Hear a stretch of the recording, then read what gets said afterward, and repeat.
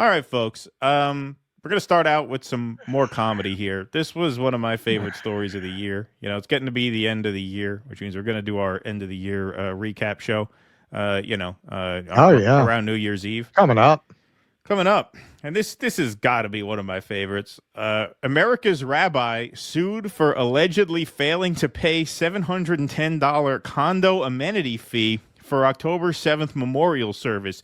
Disgusting, abusive, anti-Semitic, Israel-hating bill. Bill, not meaning law. Bill meaning invoice from the condo. Yes, yes. Israel, disgusting, anti-Semitic, abusive, Israel-hating bill. I wonder if he says that when he gets an estimate for a car repair. Disgusting, I'm sure he does. Israel-hating estimate. $500 for a thermostat. Disgusting, Israel-hating estimate. Yep, that's you true. promised delivery in 30 minutes. It's 31 minutes. You Yeah. haters. Yeah. So here's the New York Post in cheeky fashion. They kind of lost their sense of humor a bit with Mamdani because they were so scared. But this is the New York Post that we all know. They start out the article, Oy vey. Rabbi Shmuley, an influential American rabbi and television personality, has allegedly likened $710 amenity space fees from his luxury Manhattan condominium to the Nazi regime. Now, the self-styled America's rabbi is being sued by his building in part for allegedly failing to pay rental and cleaning fees for a common room used to hold a memorial service for an Israeli October 7th victim. The complaint, filed Thursday in Manhattan Supreme Court by the board managers of 2 Waterline Square, requested a permanent injunction against the rabbi and accused him of private nuisance, defamation, and breach of contract. Rabbi Shmuley Boteach, whose legal name is Jacob Botak, purchased a $4.47 million condo in the luxury development in 2022, according to city records, as is cited in the complaint. Now, where he gets all this money, I don't know, but that is a pricey condo. I also don't get that. Like, they take these Star Wars names to pretend that they're indigenous. How does that sound any more indigenous? Shmuley Boteach. If your real name is Jacob Botak, Shmuley Boteach is in the same family as Jacob how Botak. Is that? How that's not like Jax Dexter, like Yeah, they usually do. Exactly. Not much of an improvement. His wife, Deborah Botak, is also named in the complaint for breach of contract as a co-owner of their condo unit. His present conflict with the condo's board arose after Boteach held 2 gatherings in the building's 18th floor common room without making a reservation or paying the accompanying building fees, according to the court documents. So a lot of these luxury buildings have common areas, which sometimes you can access for free if you want to have like a birthday party. Sometimes you leave a deposit, you get the deposit back as long as you don't wreck the joint, but sometimes you have to pay. And obviously, this is a very, very high-end exclusive building, so they probably figure $710 to someone who owns a $4.5 million condo is chump change. They're happy to just pay it, but not Shmuley. One of the gatherings held in May was in honor of Shani Luke, a 22-year-old German-Israeli woman who was murdered by Hamas on October 7th. Boteach hosted Luke's father, Nassim Luke, at the event, according to the documents. Boteach was billed $710 for the May event and another one September, according to the complaint, in keeping with the building's rules, a $500 rental fee and a $210 cleaning fee. Now, look, I do sympathize. That is kind of steep. You are kind of soaking people. Like, they paid $4.5 million for the condo. They do pay maintenance. They do pay building fees per month.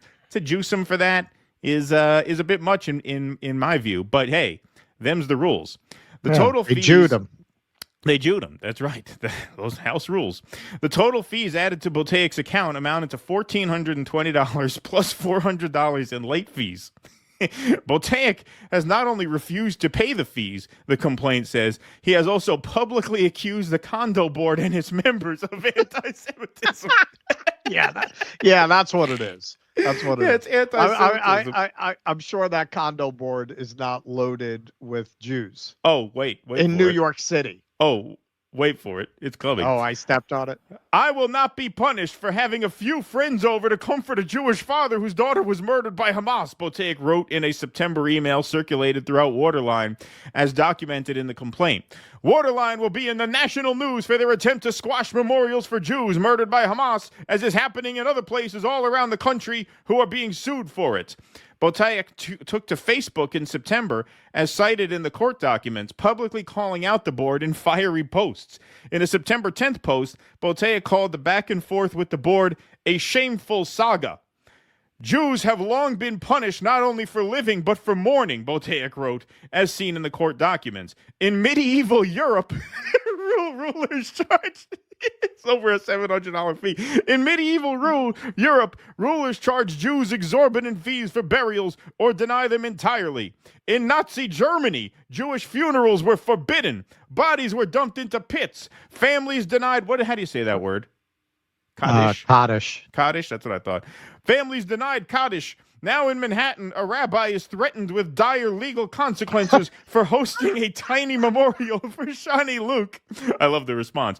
The board in the complaint called the contents of the September 10th post an objectively false comparison. Yes, this is worse than the time me and my daughter organized a Tupperware and dildos party, and they charged me $1,200. Yeah, they charged me extra cleaning fee for that. Can you believe it? Can you believe it? Citing extraordinary circumstances. In a subsequent October email circulated to the board, as also seen in court documents, Botaic referred to the May 2025 charge as a disgusting, abusive, anti-Semitic, Israel-hating bill.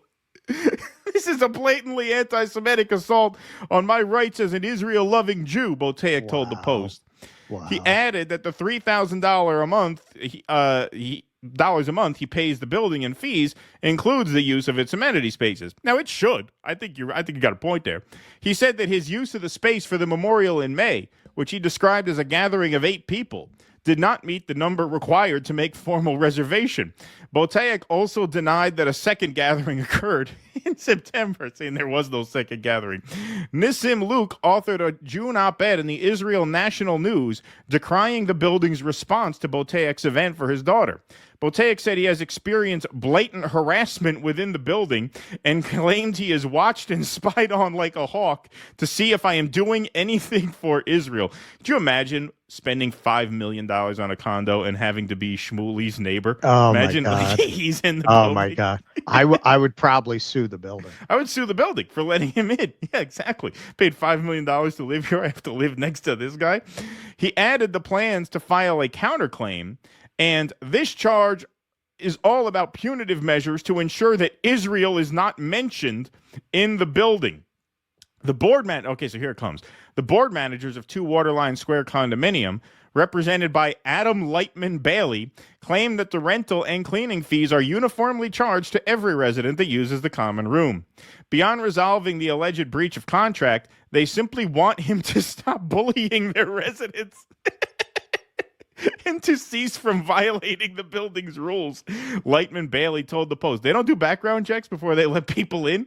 I mean, don't you have to maintain a kind of environment in the building? Well, that's why you can't appease these people. They were probably terrified of what he would start screaming if they didn't sell him the apartment. Yeah, if they didn't approve him for the condo.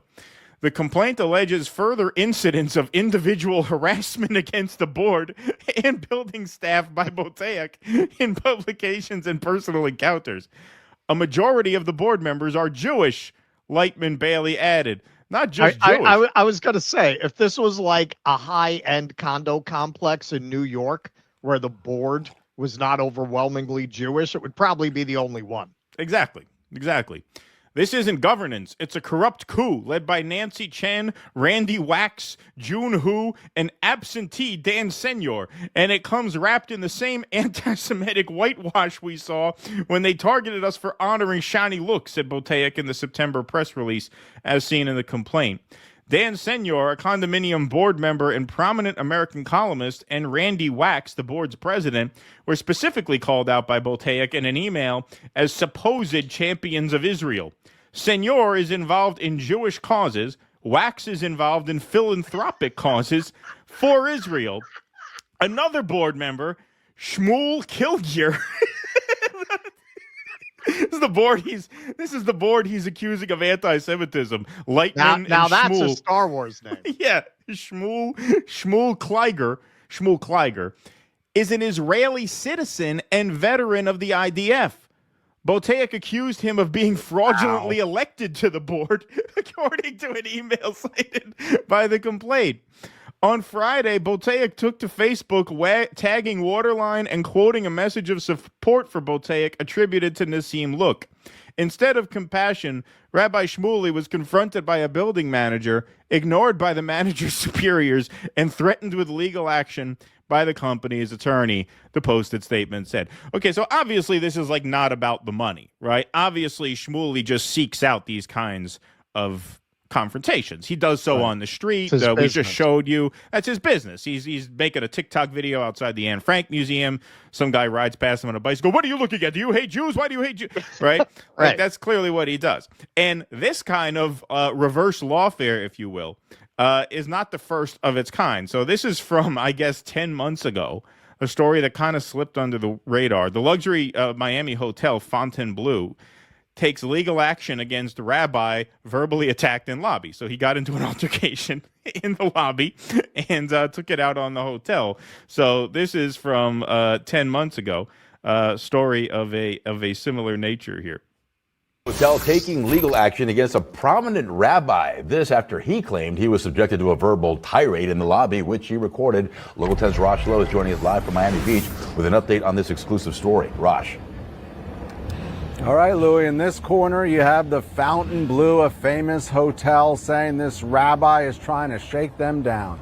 In this corner, you have the rabbi who says he was a victim of an anti-Semitic attack. And now you have one big legal fight. So the Fontainebleau says you're trying to shake them down. You know, that's exactly what Jews have been accused of. It's almost as if the lawsuit was plagiarized from the protocols of the Elders of Zion. It's the fountain. He says it's almost as though the lawsuit was plagiarized from the protocols of the Elders of Zion. Well, you know who he keeps attacking? Because I guess she's been going there. Savetsky.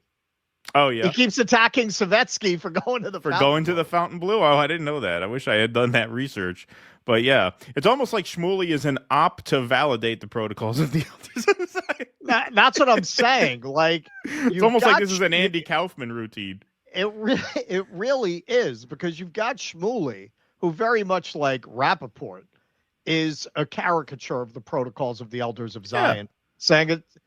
You know, don't help us. Don't help us. Don't remind people of the protocols of the Elders of Zion when you're in front of a camera. Yeah. But that's exactly what Jews have been accused of. It's almost as if the lawsuit was plagiarized from the protocols of the Elders of Zion. So the thing that I'm doing is what anti-Semites accuse Jews of doing all the time, right?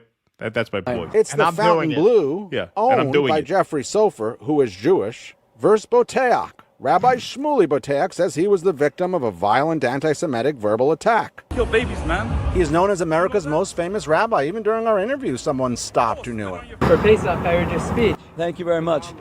Thank you. You know, so many Jews. They call you the America's most famous rabbi? I am. Well, Washington Post and Newsweek, others say I'm America's most famous rabbi. But it was this encounter in the lobby that went viral. What followed was a social media campaign. The Fontainebleau says in a just-filed lawsuit that Boteach tried to shake down the hotel by creating AI videos purporting to show them celebrating anti-Semitism.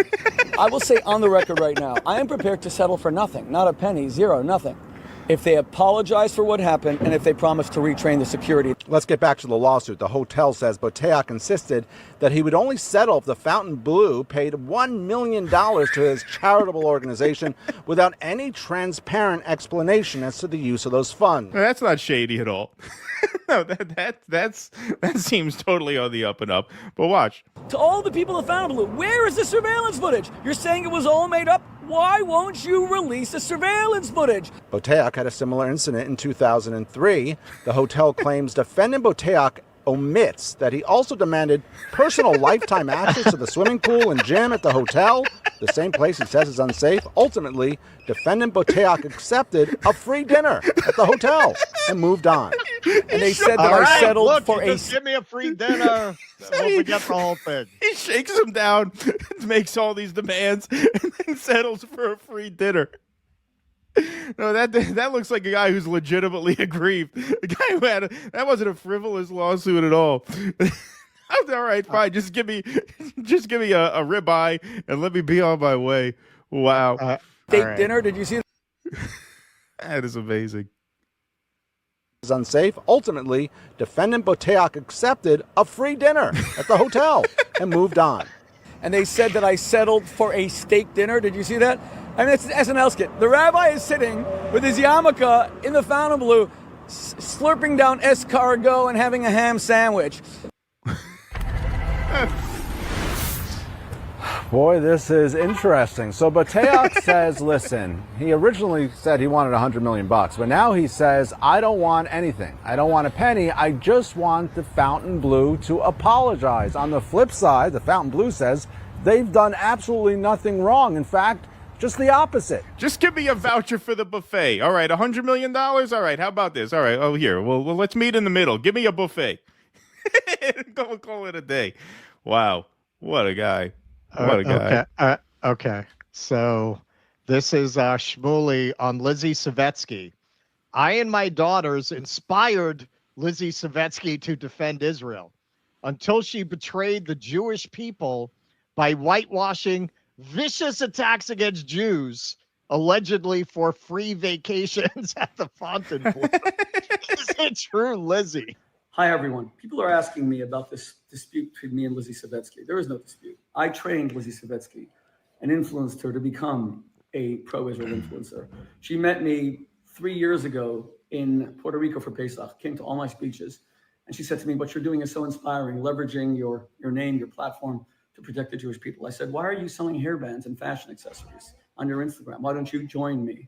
And then my daughters took over and had an absolutely pivotal influence on her life. She doesn't, not only does she not deny that, she admits to all of it. So what's the issue? She betrayed the Jewish people. You can't be a pro-Israel influencer and then defend a potentially lethal, disgusting attack against a rabbi or any Jew in a hotel in Miami Beach, let alone anywhere else, because you may profit from it. You can't do that. That's called betrayal. That makes you into a I thought they gave you your dinner. On the night of December 1st, I thought it was settled. I was writing a speech for Robert Kennedy Jr., my dear friend, who had just been nominated by President Trump to be HHS secretary. I was bothering no one, but my existence bothered someone. My yarmulke bothered someone. His name was Faiz Akbar, and he threatened to murder me because I'm a Jew.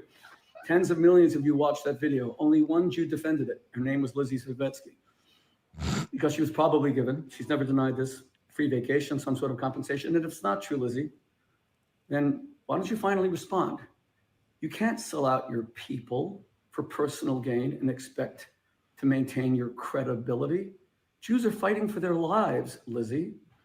You can't just see Hasbara as a way of personal gain. If you end up gaining, God bless you. Oh, if you end up gaining, God bless you. Oh, then really? You went ahead, Lizzie, and you betrayed all of womankind. You hired Sean Burstein All of womankind. to again betray your people. You hired Sean Burstein to sue Israel's foremost media outlets for $5 million. Yeah. Okay. Why is Shmuley so well known? Because people like Piers Morgan make a lot of money off elevating a fruitcake like this. Right. He's good TV, right? He's good TV. You want to get somebody who's reasonable, who's measured. They're not going to go on the Piers Morgan show and start screaming about how all these Jews are actually anti-Semitic because they wouldn't give them a free buffet. Right. Or a free a couple hours in the common space at the condo. Yeah. So there you go. Rabbi Shmuley getting sued for pretty hilarious reason. Please clap.